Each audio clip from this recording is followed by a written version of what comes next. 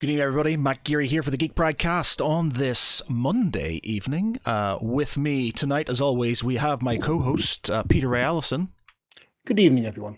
And our special guests, James Balls. Hello. And Wayne Street. Hello. Gentlemen, who are you? What do you do? What's your thing? It's spaceships, like the little blue man out of Lego. We do UK Starship Bridge Simulator. Between me and James, we have two very expansive rigs that we take to shows, live action roleplay, and other events. Not as a job, this is technically a hobby. And basically, we build what looks like Star Trek style bridges where people man the bridge to fly out and do missions and save the world or whatever it is we've got planned for them on that event. Yeah, what we've done is we've built bespoke rigs for each station, so it is a different experience depending on which station you're at.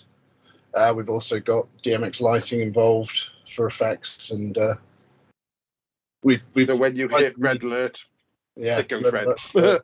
We've tried to make it as a immersive experience as we can. So how does it all work together? How does the experience work for you? So your average Joe, I come in, how does that work for me? So you would first of all, sorry, James, you go. So some of this came from a bit of experience, and Wayne, for the most of the conventions we run a set scenario that Wayne wrote coming up to 7 years ago. Yes, 7 years now. Which is the same scenario we've run at nearly every session at every kind of convention that we've gone to, because no one's ever finished it. It's the Kobayashi Maru. It is a big Kobayashi Maru. It didn't intend to be. It just, I think when Wayne wrote it, it was set at a certain skill set that he already had in the game, and doesn't really matter. But what I tried to do with that is have a scenario that tries to involve all of the stations. The game we use mainly for conventions is Artemis, which we're not commercially linked to Artemis. We don't sell Artemis. It's just we use that as the software because it's very easy for people to pick up at conventions. And if you play some of the random encounters, you're not necessarily going to get any involvement in the game as a comms officer or potentially a science officer. So Wayne put together a kind of scripted mission that takes you through each of those stations, allows the players to introduce themselves to each other. We tend to hang around for that first part of it to help each person learn the different stations and what they can do and how they respond to what they're being asked to do by the captain. So usually there's 5 stations and 6 players. So you'll have the standard helm, weapons, engineering, comms, science, and then you have a 6th player who doesn't have a station and they're the captain. And generally, once we get through the start tutorial, most players and teams are fairly self-taught. We need very little intervention after that, and it takes them through a mission. But I'm not going to tell you what the mission is because it would have to make Wayne.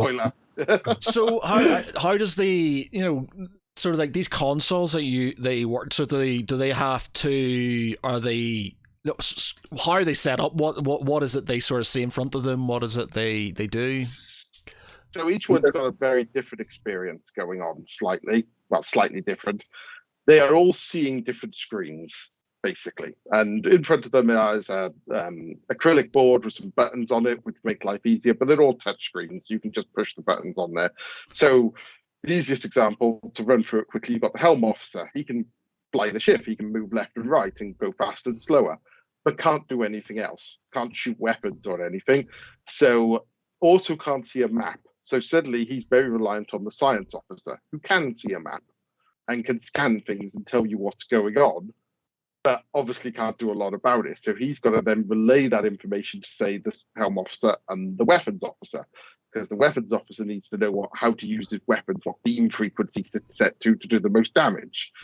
But he can target things and try to shoot them, but ultimately the ship has to turn to aim to fire at things as well. So that's now 3 interactions going on.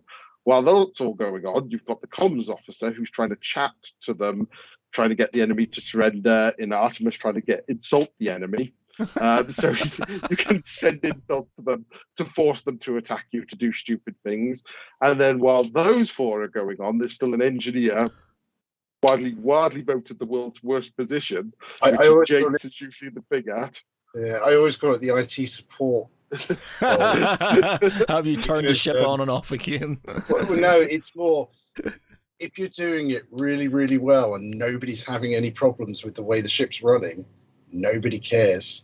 They only talk to you and usually to shout at you when things have gone wrong. All right, so it's all IT's fault. It's all engineering's fault.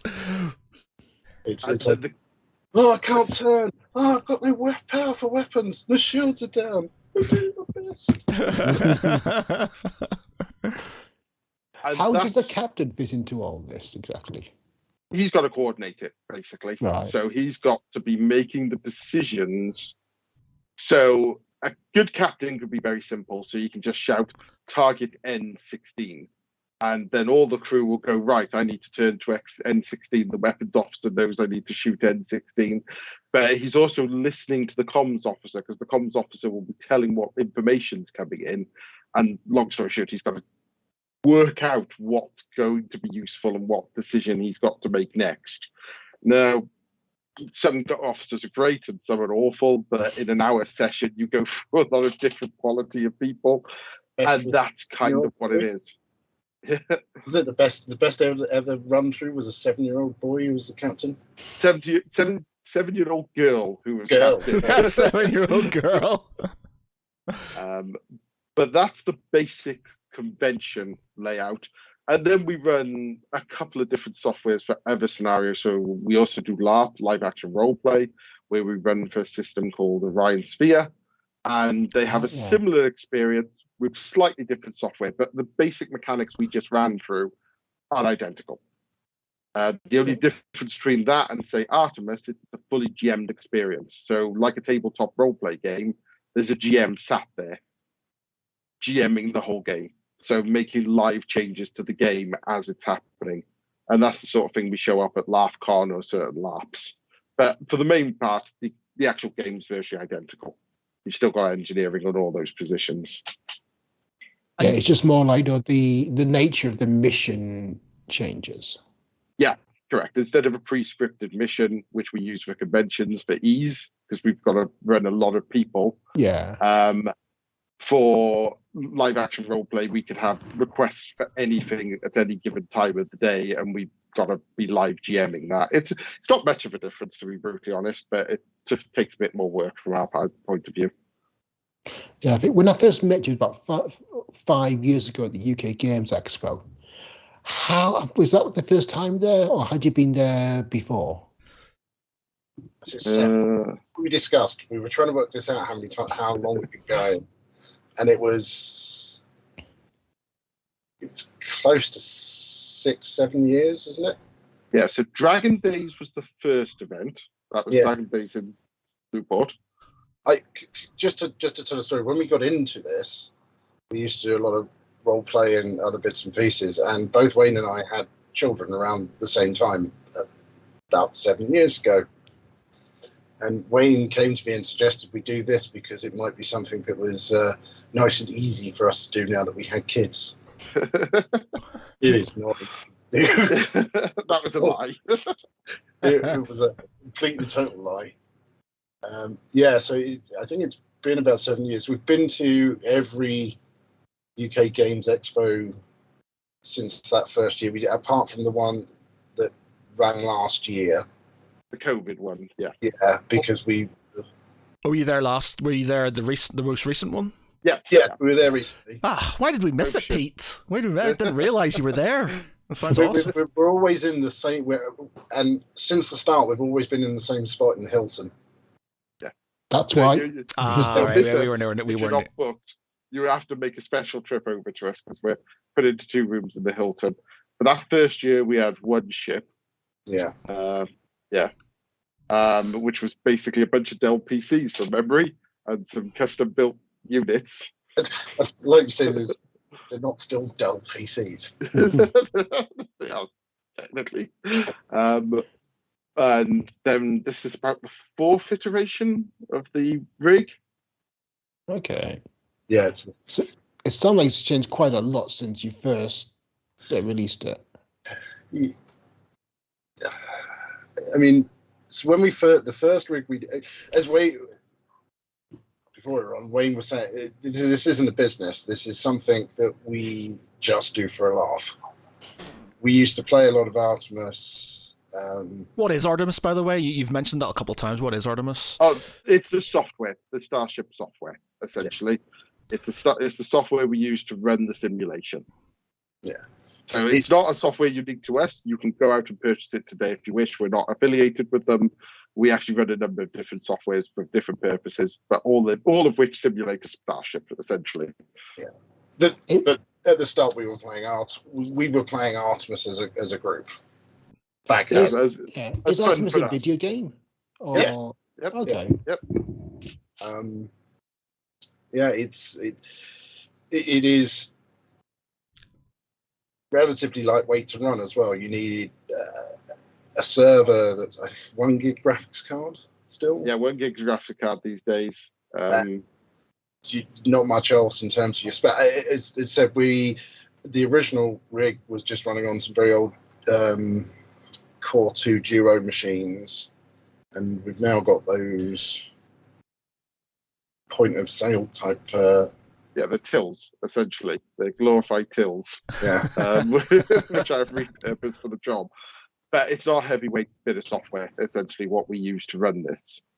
Because it's not a heavyweight game from that point of view. It's a 6-player co-op game, yes, but we're not talking high-end graphics or anything like that. But it doesn't need to be. We have rapidly found over the years, and one of the reasons the rig has changed is we used to have projectors to project the main view screen, Star Trek style, up on the wall.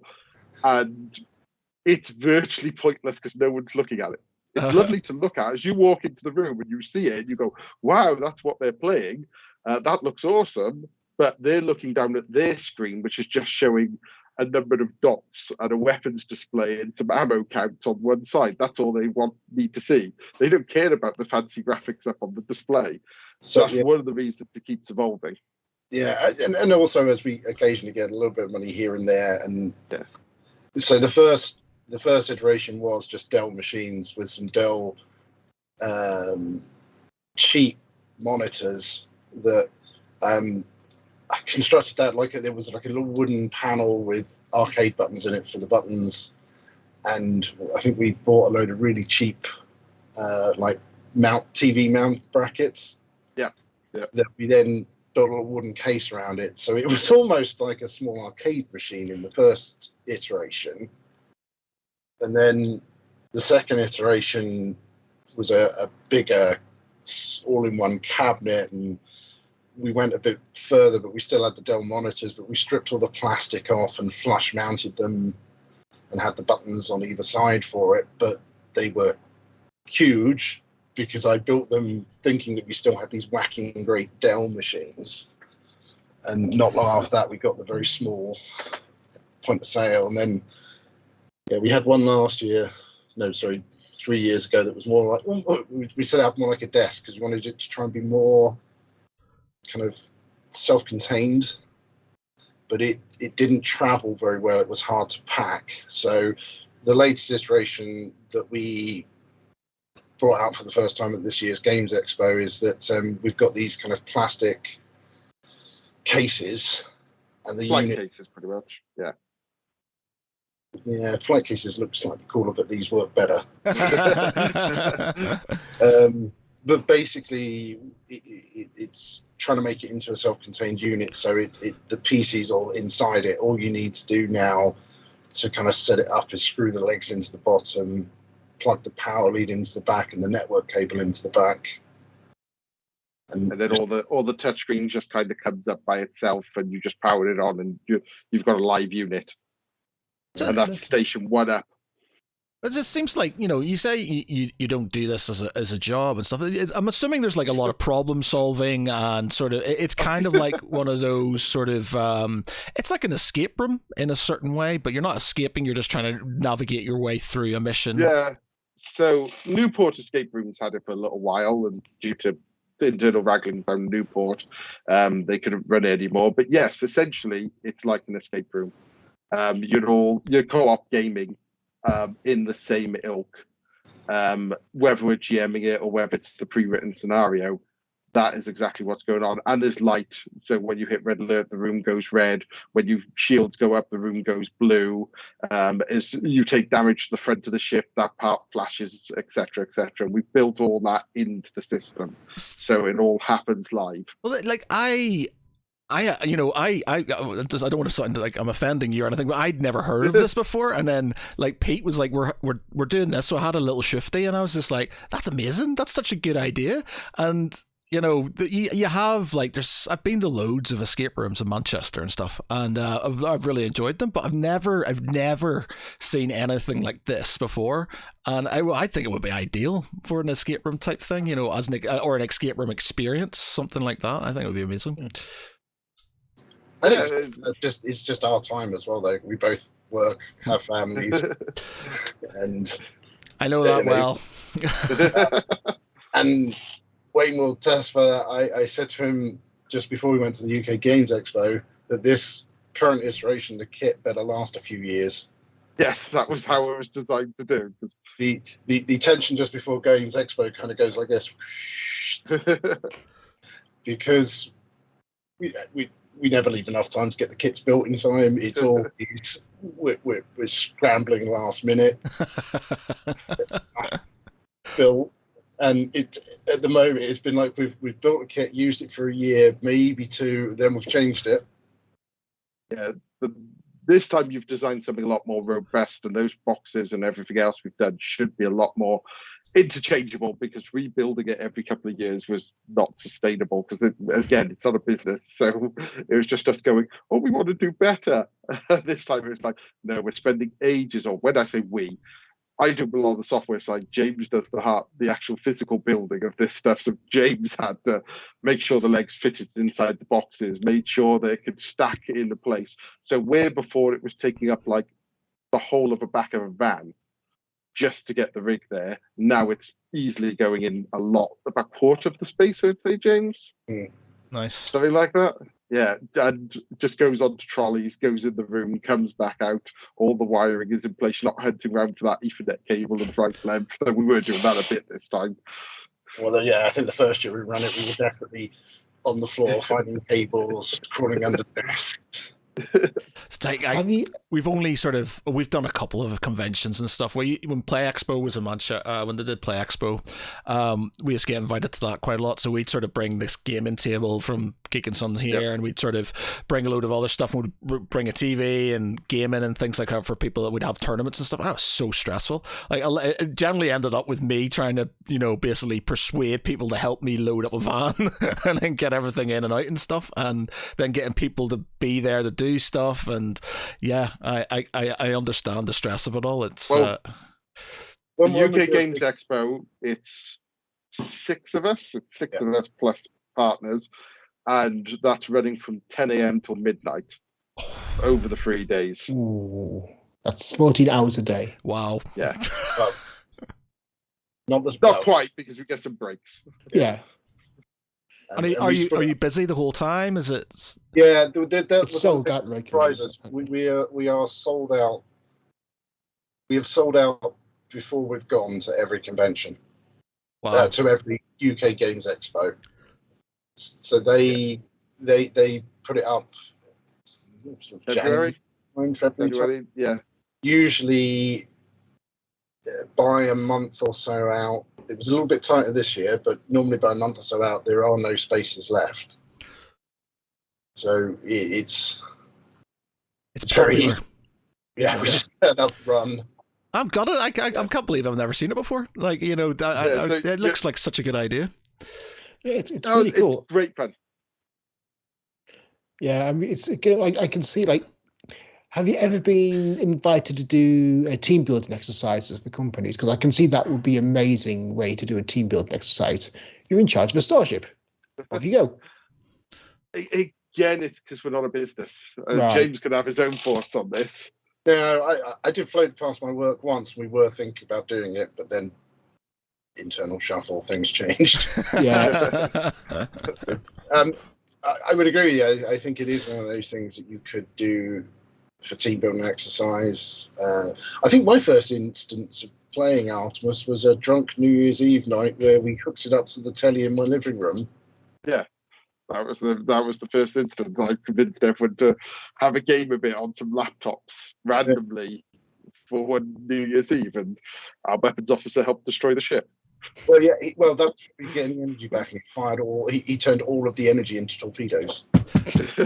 So I've not heard, and people are going to shout at me, no doubt, for in the comments and stuff for not understanding what Artemis is and stuff. But yeah, stop. Is it like land based, or like, you know, I'm not sure how old it is, but was it a case of you could co-op within one computer, or did you have to have multiple computers? You have to have multiple computers.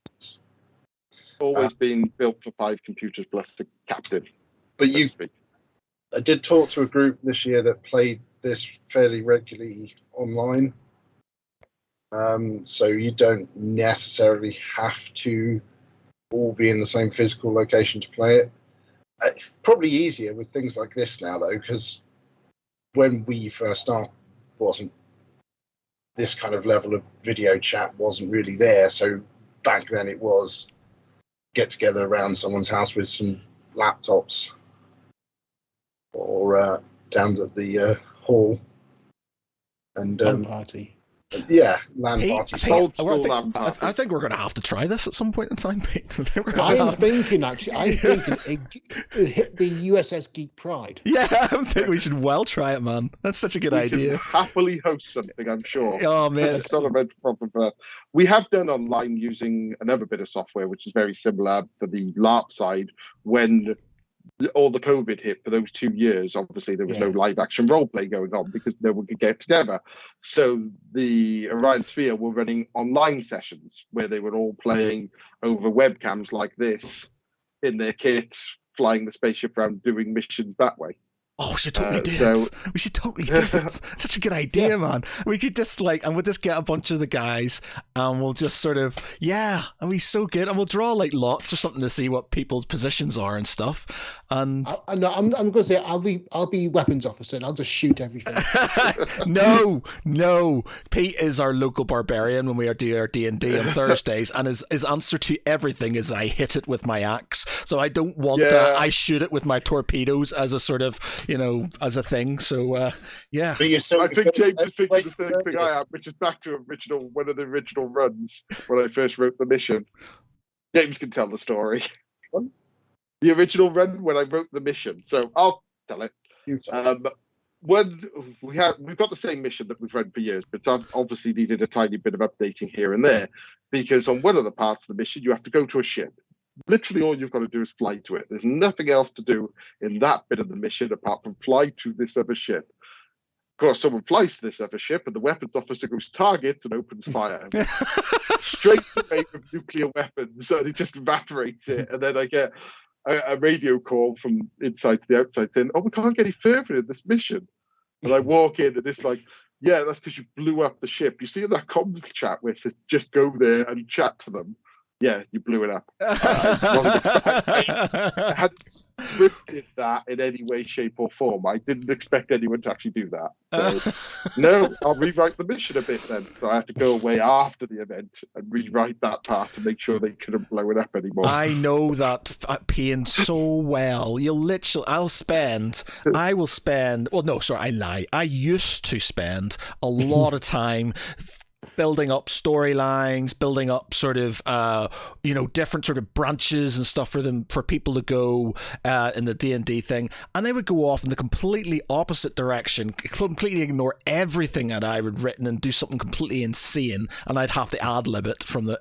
So it's just like I just stopped. Now I've got a sort of vague idea how things are going to happen, and they just let them go because I know there's no point in me doing it. Because last time I did it, I spent ages building this nice little map and where everybody was going to go, and then they all decided the next day, yeah, we're not going to go there. We're going to do something else completely different. I was like, fucking bastards. So now it's turned out it is remarkable how long that scenario has lasted. Yeah, it's fairly bulletproof now, and no one's gotten, apart from that 7-year-old girl, the trick of how to complete that scenario. Because I could do it single-handed in under the hour that you're given, but I'm quite good at the game. I wrote it, yes. Oh right, are you not meant to be able to win it? Is it a Kobayashi Maru sort of thing? It is winnable. It's winnable, and the sessions usually run for 55 minutes ish, around there, and it will time out at the end. So something happens and it times out the game at the end. When it was written, it was gone through and it was like, yeah, you can do this easily in this amount of time. If you played the game a lot, if you've worked together as a crew a lot, yeah, and you're used to that more kind of immersive, it's not just to go and shoot things, you have to do some other stuff type of mission. And it's just meant that when it's actually gone out into the wild, the people take a lot longer than we thought they were ever going to do the mission. We have, I think we talked about the fact that if ever it does really start getting finished, we have to rewrite it, yeah. Write it. But a couple of years ago, I think we had someone who played 3 times over the same weekend. Yeah. 2 of them back to back, and then he came back on a Sunday. They did different positions to experience different things, but it was the same. They were just playing the same mission again, and they enjoyed every single time they did it. We've had people come back as well, year on year, but at least they forget things. But that's why when we've also got software where you can GM it and sit there and do a live session with completely whatever you want to do live, like a normal GM for a tabletop game. But this one's been pretty bulletproof so far. Everyone seems to enjoy it. It also, as James mentioned earlier, it makes sure every station's got something to do. So at some point, there's an important part for the comms officer, and at some point, there's an important part for the engineer. And it also shows off things like all the space whales and the black holes and the nebulas and the asteroid fields and everything else you're going to come across in the game that you would expect in a space sci-fi game. They appeared in the scenario. So you can call in your helpers and you can battle pirates and then go and scan some things like you would in any sort of Star Trek's Babylon 5 style space adventure. Is it stressful? For us or for them? For people, is it a stressful? Is it stressful? Like, do people like panic and stuff? Or very occasionally, people don't quite get it. There was someone I think this year who turned up and didn't realise it was a computer game.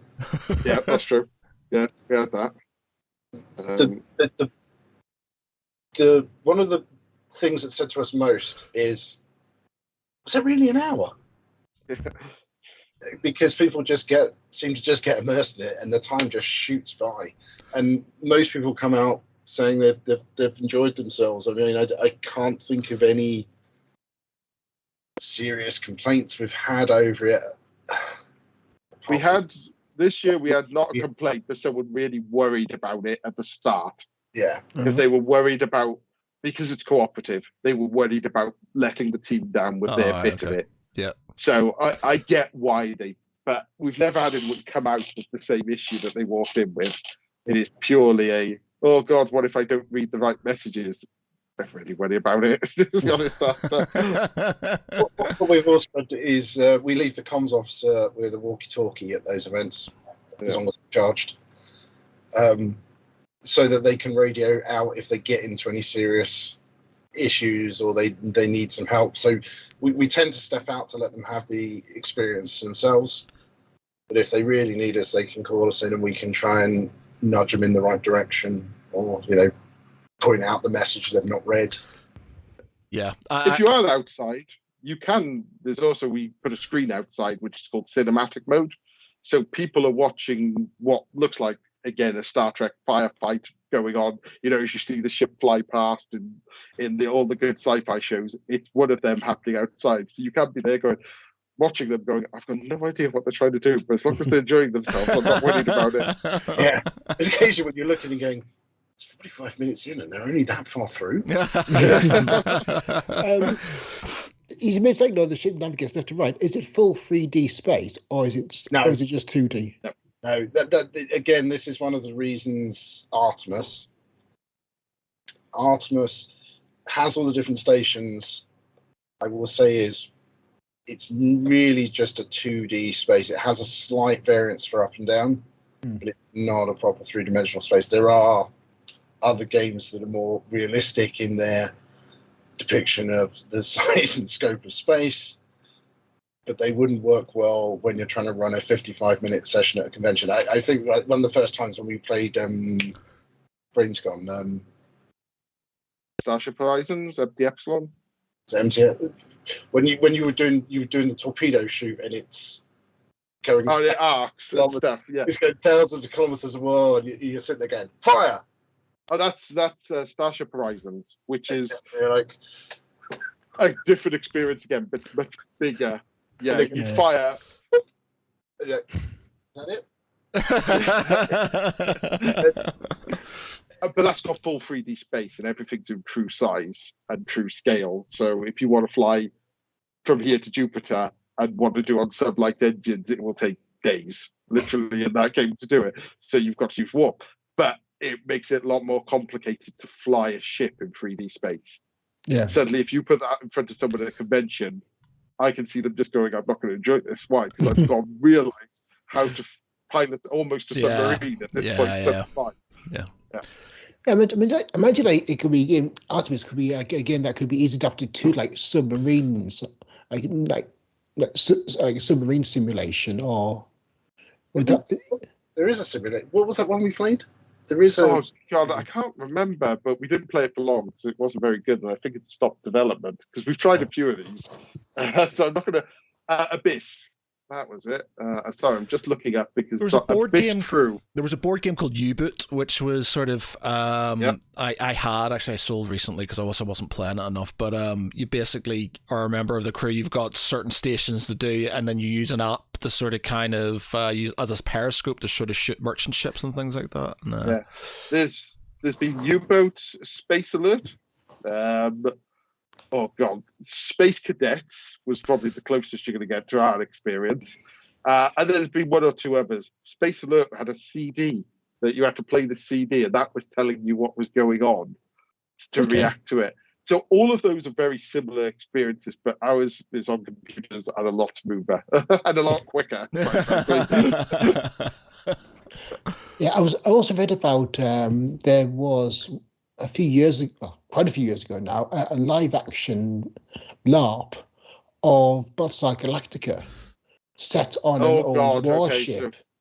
So you've got Battlestar. If you go into LARP, there's more my field than James. So if James looks like he's a bit lost, because I keep an eye on this. Up on it. Yeah. There was Battlestar Galactica. That was in Sweden, Norway. Yeah. But that didn't really have a space sim to it. Oh, okay. They had similar things, but it was more boardy based. Now, the big one is this LARP called Odyssey that ran a couple of years ago.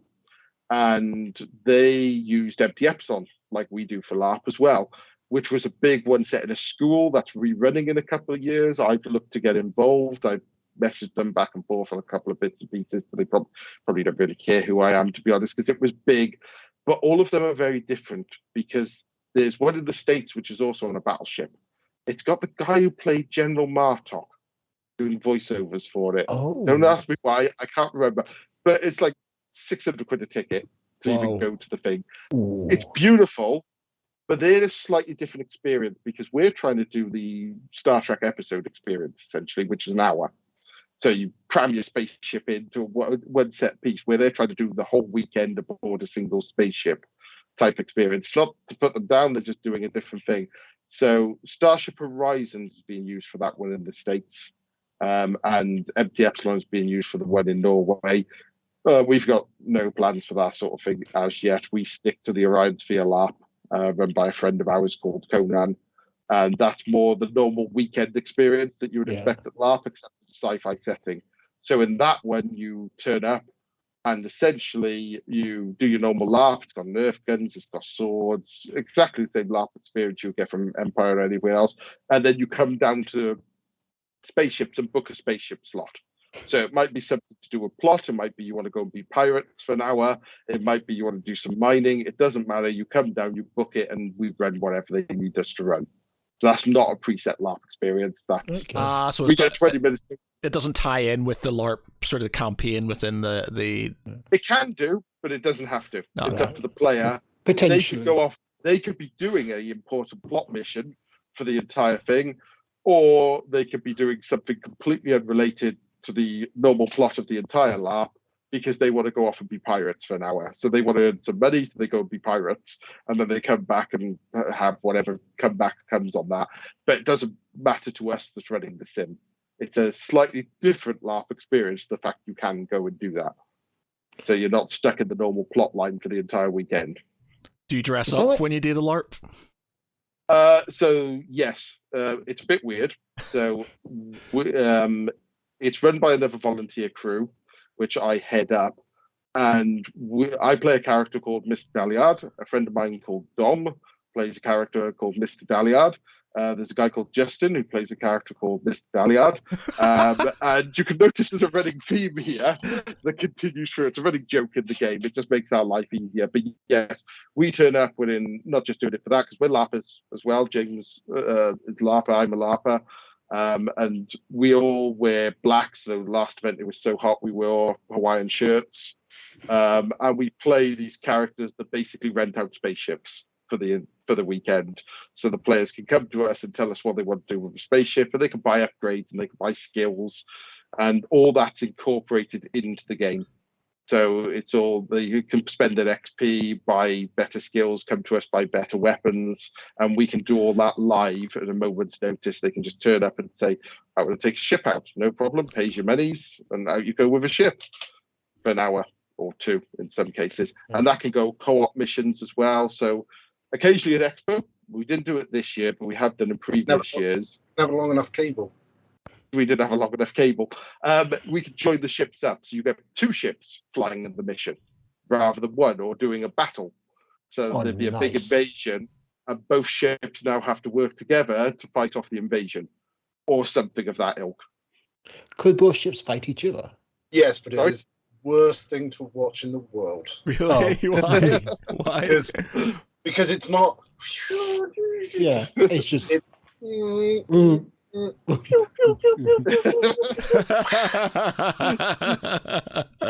Old school. It's Slugfest.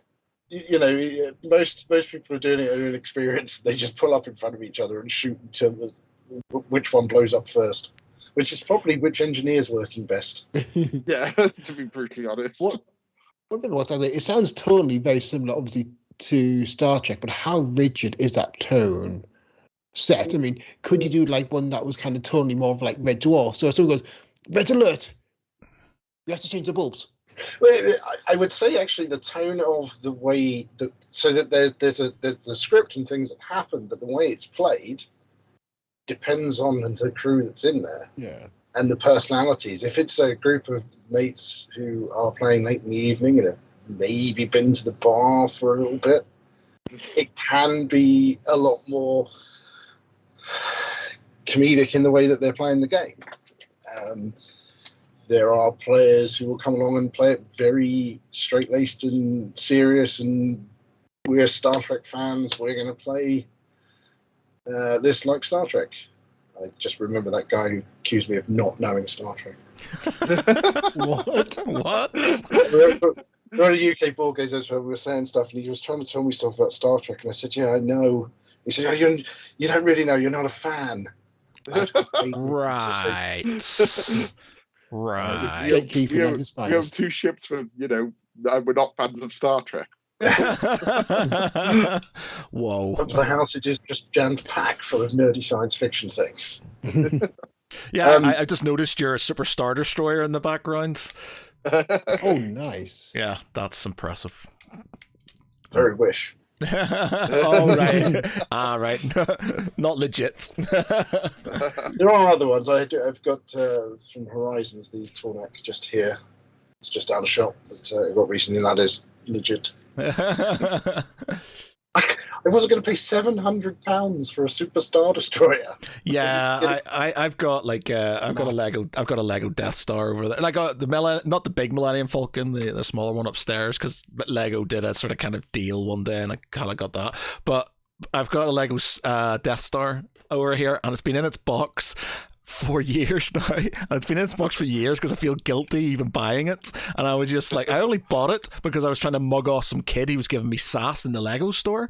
And then I was just like, I bought it to kind of show him up. And then I just got this thing now that I'm so scared of opening because I'm just like, I shouldn't have bought this in the first place. I'm determined now at some point to do it, but I'm just sitting there kind of going, you shouldn't have bought me. This was expensive. You didn't need me. I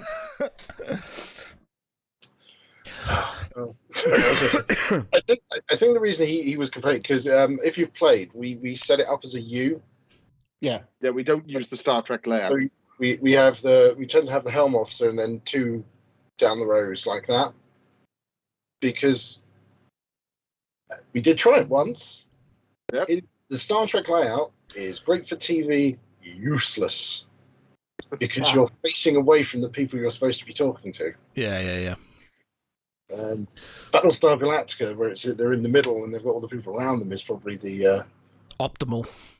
Yeah. And I think that was why he was complaining. It was something about that and something else we'd done, and it wasn't Star Trek. Yeah, they're the worst sort of nerds. It's not Star Trek because A, we don't hold that license, and B, we've tried the VR thing and it isn't anywhere near as immersive as what we do. So no, it's not Star Trek. Yeah. If money was no option, we would buy a pivoting platform. Oh, that would be quality. But that would be James, so good. Would we have the joystick coming up in the middle so we can fly with manual control?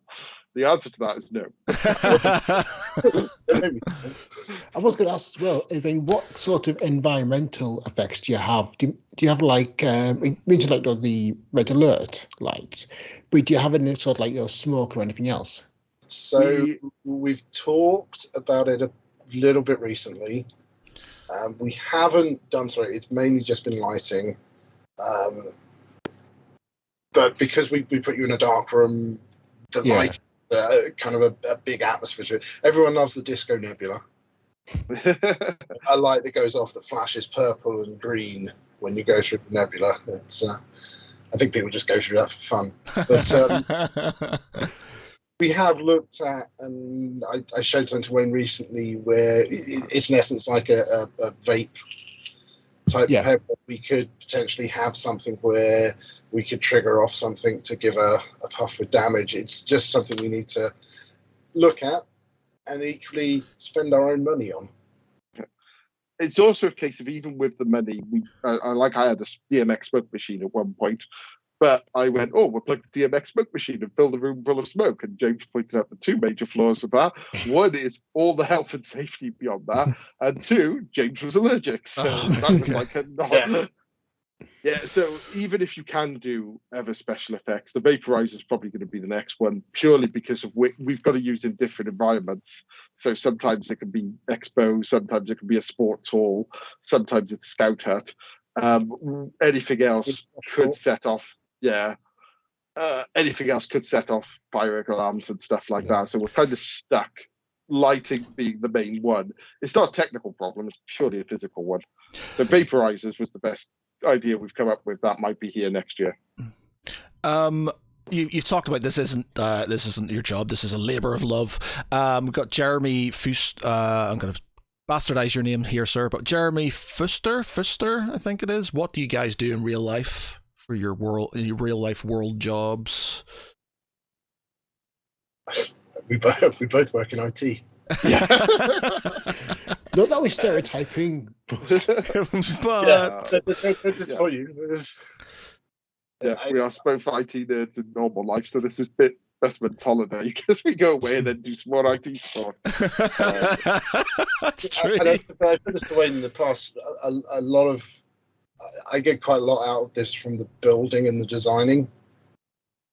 It's slightly even more than the running. I've enjoyed having gone through some of these iterations and trying to come up with new ways to use what we've done to try and make it more immersive. And I think it was like 2 days after we talked about redoing the kit, I'd done that 3D model and sent it to you and say, all the design was looking, still looking really good for the new model. But this is IT support all over again in so many ways. Hence why we're trying to make it easy. We're specialists in different IT fields, but essentially it's IT. Is that how you know each other from your job, or were you friends before this all? No, we know each other from LARP. Ah, right, okay. What sort of LARP system? I was going to ask it. What sort of LARP system is it you use? So the first LARP we went to was Brave New World together. Brave New World was, was run by some friends.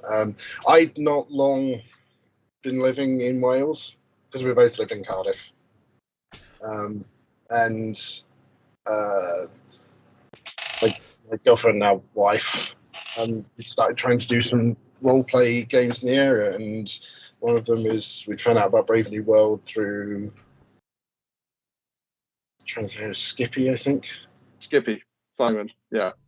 And we'd come along and we met you and Dom and started doing some stuff together and started doing some tabletop role play games.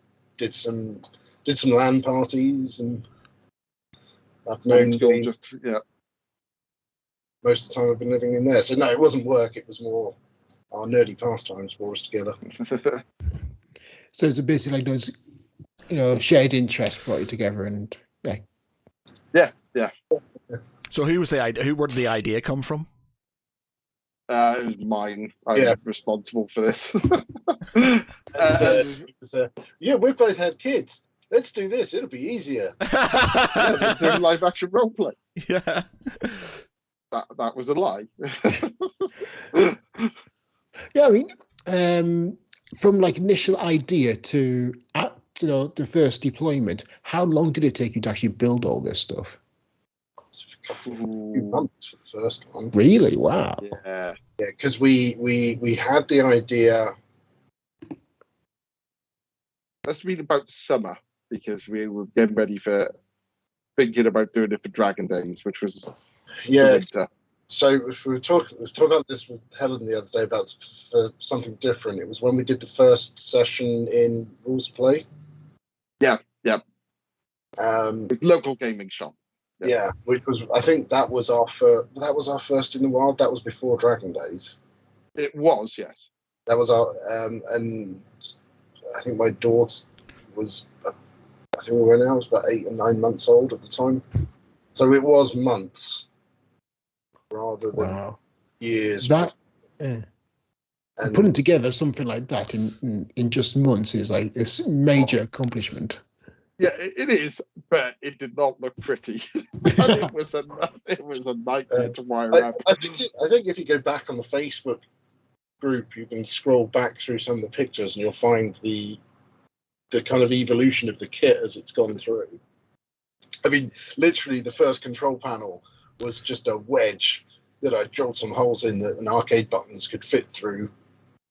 And we're connected to a controller and USB into the PC, and the PC I think was just standing. Yeah, it was just a bare bones PC just standing there. Yeah, and it was just that I built like a wooden surround thing for the monitor to be in at a 45-degree angle, and it's evolved in to try and make the kit look less like a PC as we've gone forward. For that first Dragon Days, we had to turn up on the Thursday night, and then go back on the Friday to finish the build. Only to step one rig. That was one shift then. Oh, wow. And it took hours. we just didn't realise how it was going to take, and that's one of the other things that's been a driving factor in changing it, is to make it more efficient. I say we were from close to, we packed everything in the van this year was it like 40 minutes, 45 minutes? Wow. 45 minutes. Yeah, so the moment the last session left, we were nearly packed away, and some of the people who obviously run the expo were walking past and said, "Oh, you guys taking down now?" And it's like, we're done. We're packed. We're just waiting for you guys now. Yeah, we were just waiting for you to say goodbye. Yeah, that was it. Aye, bugger off. We're trying to go home. Amazing. What have you got planned next? I mean, you mentioned before, I know this build you got right now is meant to last for a few years. Yeah. Are you just going to leave it for a bit, or are you kind of working on next stage? Oh. So yeah, we tried out acrylic panels, which I had drilled into, which was a nightmare this year, but they looked quite good. There were some cheats on how to do them, but long story short, we're going to improve upon those panels. They worked pretty well, I think. They worked really well for what we were expecting out of them. So now, you see in proper fighter jets, where they got the lit up panels with the lighting all lit up and stuff like that. We were going for that effect, and it was okay. It's a trick using paper with double-sided printing and some acrylic, but now it needs to look better, and that's the next thing that James is working on. But if anyone wants to give us a laser engraver, that'd be great.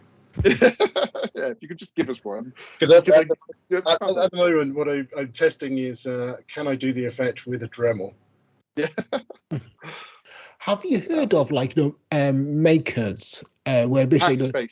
Yeah. and do keep meetings go along and things like that. But also, I often like working from home. Yeah. Agreed. That's fair. And some of this, sorry, James, carry on. And I've got most of the tools, and I think everything's generally been built here or then shipped to your house for you to do some bits for it. Yeah. And yeah, there's still expense about going to the makerspace and using the makerspace, and it's more about me trying to gear myself up to buy myself a laser engraver. Justifying it to the wife.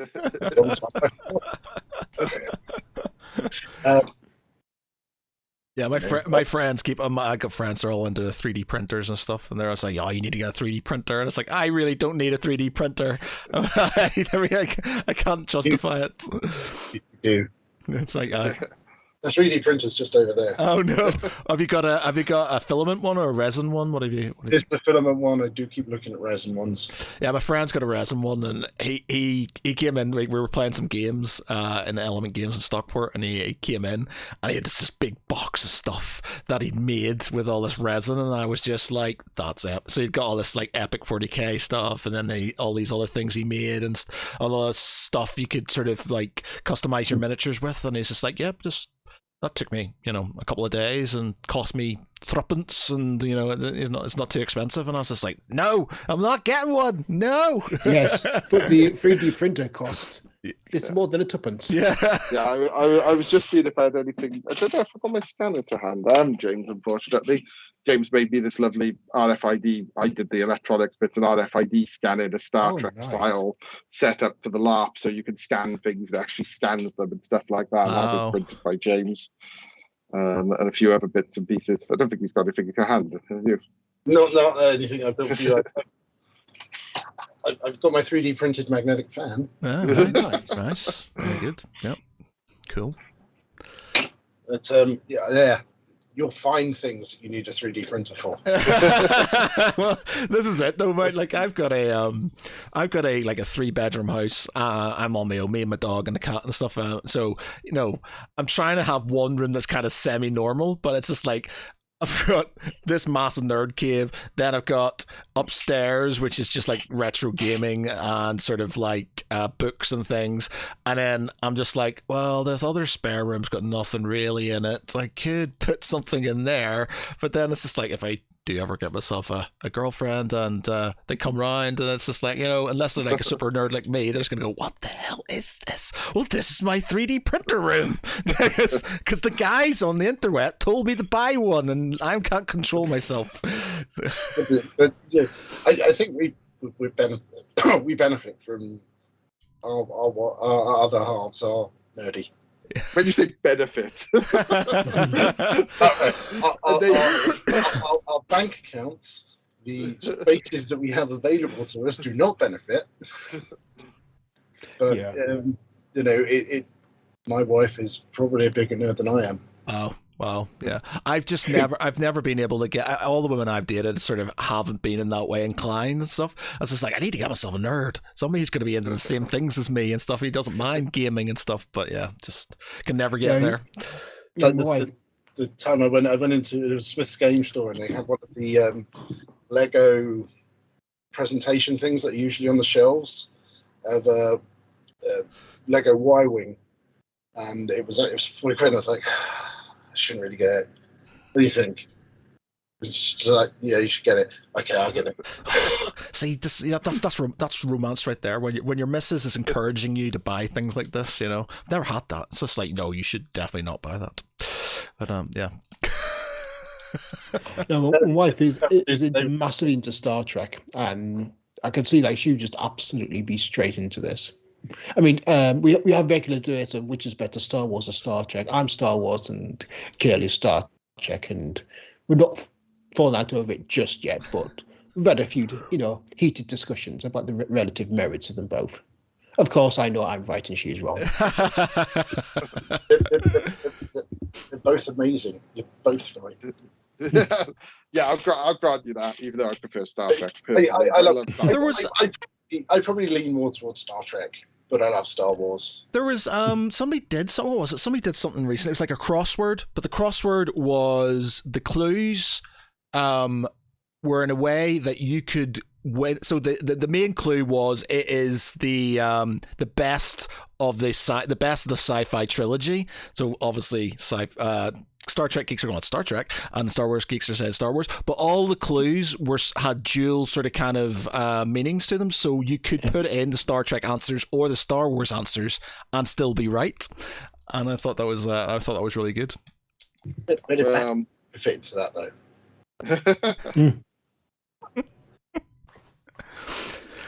That's the future. One of the best sci-fi trilogies ever. Back to the Future. The Expanse. My favourite is Babylon 5. If we're going to go for sci-fi setup, yes, I will say Babylon 5. Every time everybody says Babylon 5, it's just that episode of Spaced where he's kind of trying to get fired from the shop. He says Babylon 5's a big pile of shit. Get out. It's a fair response, to be fair. Awesome. Who said the Slayer was rubbish. So so we're verging on an hour now. So we forgot to do it last time, Pete, and we forgot to do it last time. But we basically end our podcast now with a sort of like a little pop quiz, like a guessing game. So the idea is that you've got six. You choose a franchise, any sort of nerdy franchise. Could be Star Trek, could be Star Wars, could be Predator, could be anything nerdy that you know, any sort of nerdy franchise. You choose that, and you've got to think of a character from that franchise, and then we have to guess that character, and you got 60 seconds. We've got 60 seconds to guess that. So I would like you gentlemen to think of one of your favorite franchises. Think of a character within that franchise, and then tell us what the franchise is. And then we've got 60 seconds to guess the character. Do you want to take this one, James? I just think if you pick it, they're gonna lose. It's gonna be something super obscure. I'll tell you what. We'll start off. Pete can start us off. So Pete, what have you got?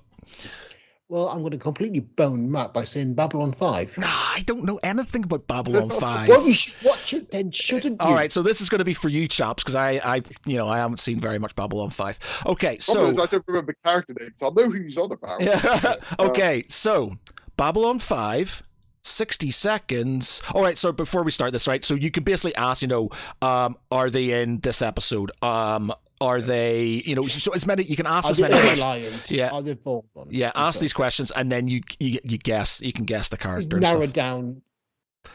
Okay, so Babylon 5, 60 seconds, go. Are they Are they human? in? Yes. Are they in season 1? Yes. Is it Commander Sinclair? No. Are they Earth Alliance? No. Are they Psychor? No. Ooh. Are they corporate? No. Okay. Do they work for the Shadows? Yes. Mr. Morden. Yes. Oh, very good. 39 seconds. Hence the pause when I answered, is he human? Well, yes. Yeah. Was it, So you get the gist? Have you got one for us? Ooh, give me a second. I'm going to just double check something before I screw this up entirely. I have one if you want me to go. You can both do one. By all means, do one. We do these. We put these on our TikTok, so by all means, the more the better. It gives us more days to put things on. So, James, give us yours then. Star Trek. Okay, so Star Trek, 60 seconds, go. Original series? No. Next Generation? Yes. Next Generation is the Deep Space Nine?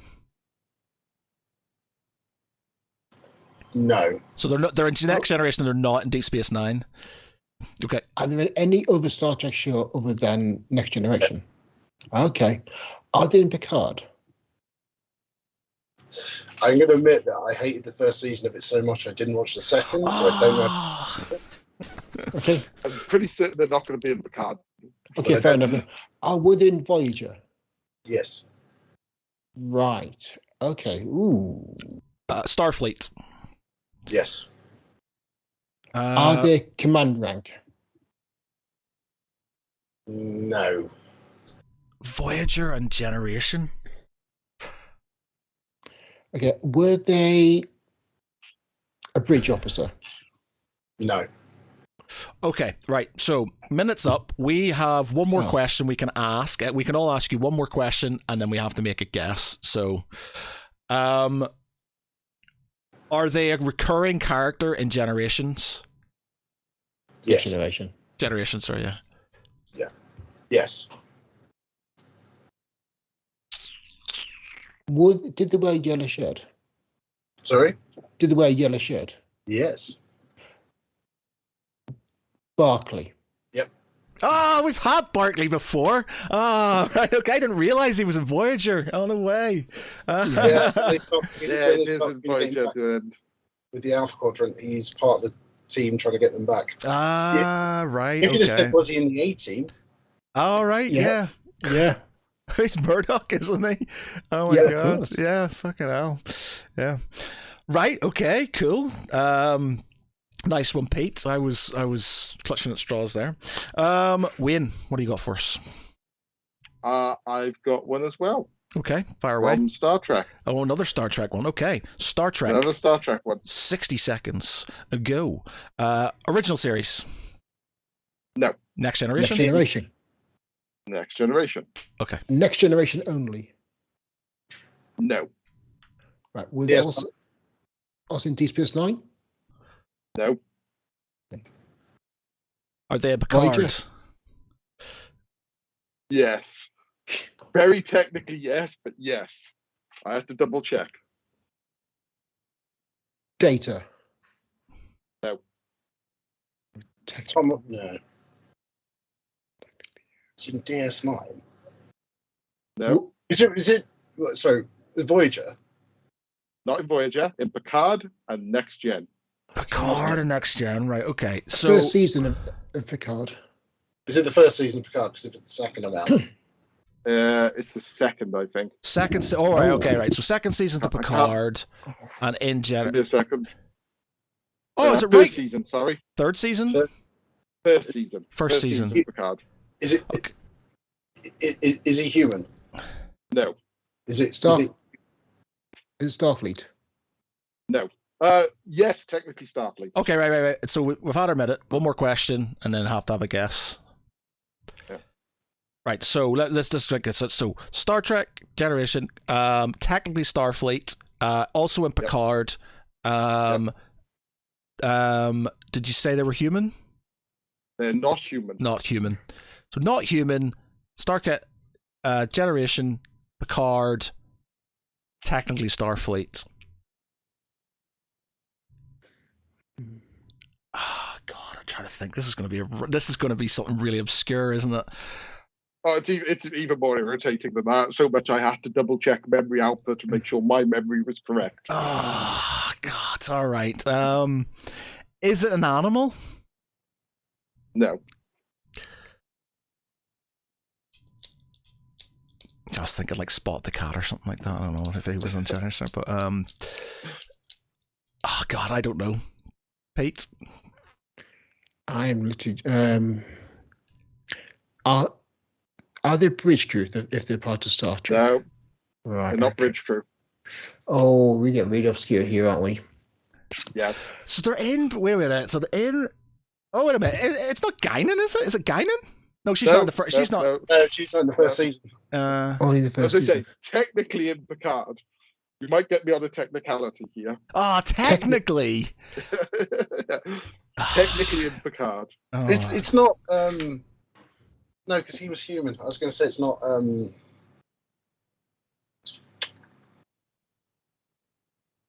Are they an admiral? No.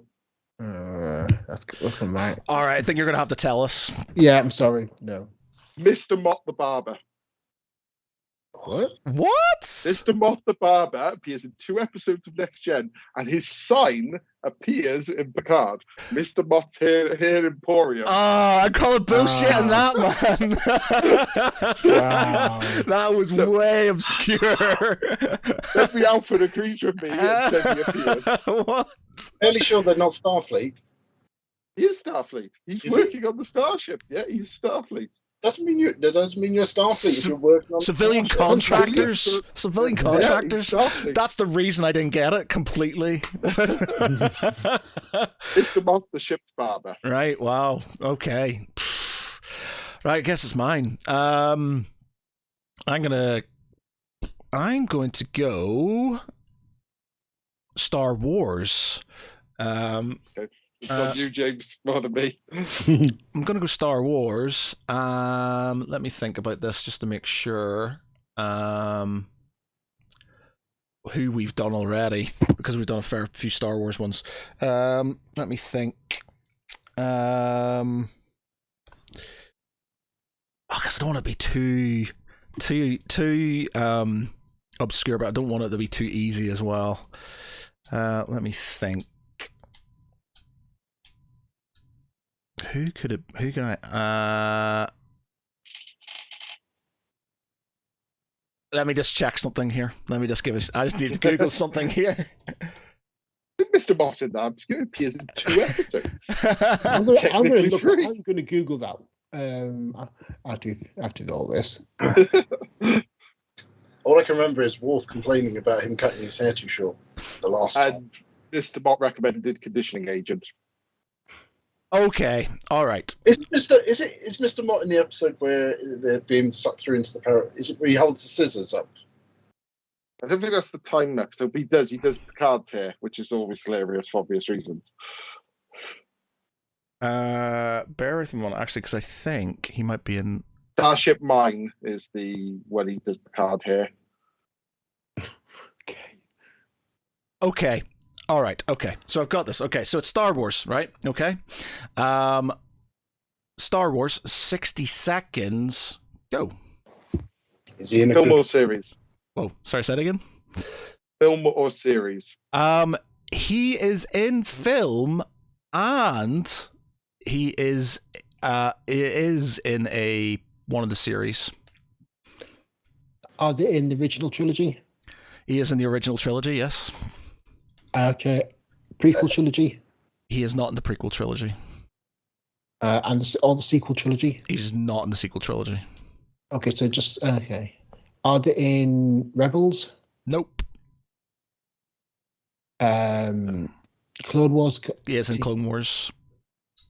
Any other shows are they in? No, he's in two. He's in. I'll give you the clue. He's in two of the original and in Clone Wars. Okay.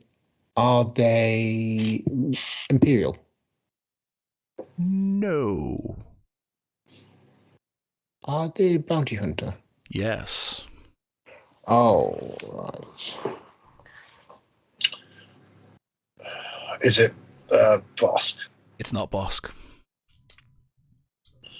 Are within IG? It's not IG. were the Bounty Hunters on the bridge? For Of these, They Star were on. Destroyer. They were on the bridge.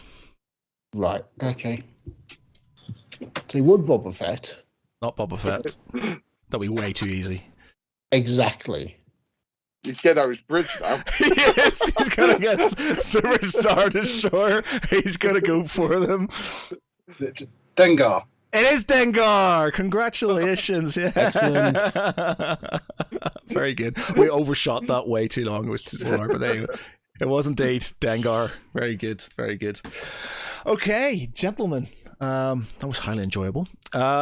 So. Before we go, have you websites where you're showing up next? Tell us what's.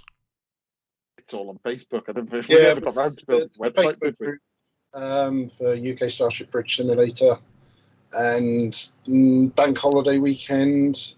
You're at Strange festival on the south coast, but that's booked out. So I don't know. It's camping and gaming for the weekend. So role playing, tabletop gaming down in Brighton.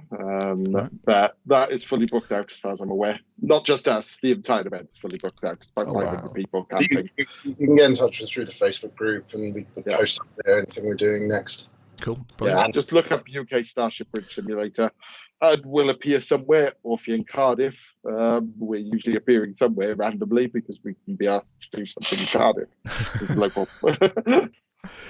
Right. And we will have to arrange the USS Geek Pride. Oh yes, 100%. I am so up for that. That was so good. We are going to all die horrible deaths, no doubt, with no especially with being weapons. Yeah, no cooperation whatsoever. But yeah, looking forward to that. That'll be great. Okay, so for tonight, I've been Matt Gary. With me has been James Balls, yep. Wayne Street, and my co-host Peter Ellison. Good night, everyone, and take care of each other. Night. Night. Bye.